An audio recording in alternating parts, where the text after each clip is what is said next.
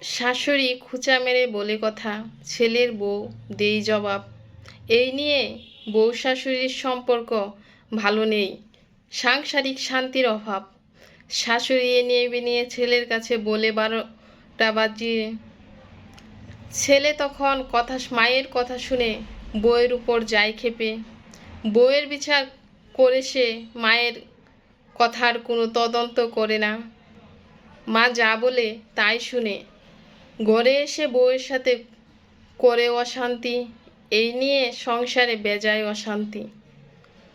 মা তো এদিকে মহা খুশি, ছেলে এবার শুনছে মায়ের কথা, শাসন করছে বউকে। অথচ শাশুড়ি যে অন্যায় করছে, ছেলের বউকে প্রতিযোগী মনে করছে, সেটা নিয়ে কেউ ভাবছে না।